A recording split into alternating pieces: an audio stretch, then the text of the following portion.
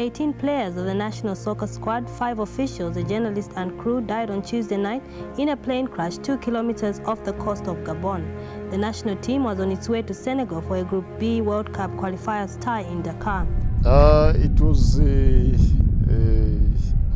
very difficult to accept that such a thing has happened. And I still remember when we got the news.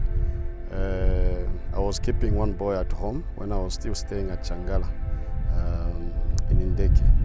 And the boy came inside the house and told me that our neighbor has just told us that the team that was carrying the national team has fallen into the ocean. So I tried to ask certain questions because I knew that they did not use the commercial plane, they used an army plane. So that is what I wanted to hear. So when I tried to ask, they didn't have those answers. So we were in my house, we were watching a game, a World Cup game. That was the England against the Cameroon. So I said, no, let's get the news and listen to what is happening. So when we went outside the house, I saw by then Coach Kanyanta was the one who was coaching Power Dynamos. I just saw him walking from his house with at least 2 players coming. Then we went there. Then he said he has also received the news that this is what has happened. So I said, okay, fine, let's go and listen to the news. It was almost around lunch hour. So went in the house and immediately on the news, that was the first item that was read. And that's how we confirmed that it's true that it has happened. I think most important is when I remember the relationships that we had with those players. It was very unique relationships, especially when it comes to playing football.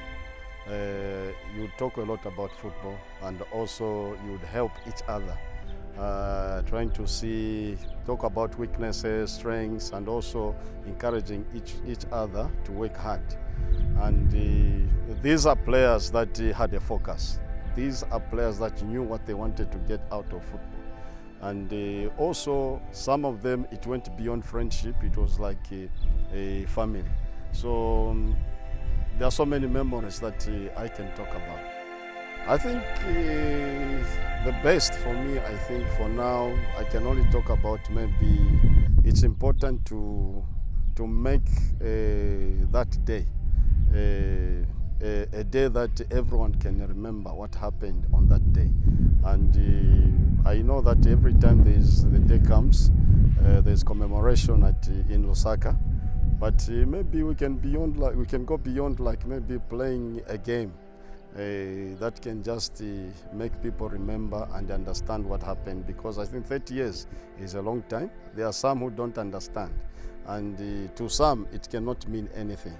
So for them to understand what it means, I think people should be able to explain and also help others to understand what happened. One thing that made them special is the kind and type of football they were playing, because all of them were very good players. And people have got faith, and they believe that if that team had not perished, Zambia was going to qualify to the World Cup for the first time. That is what everyone remembers. But you know, as it is, no one knows what happens in the future. It's only God who knows.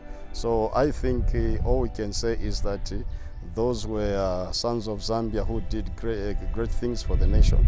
And we need to find the best ways that we can still have their memories.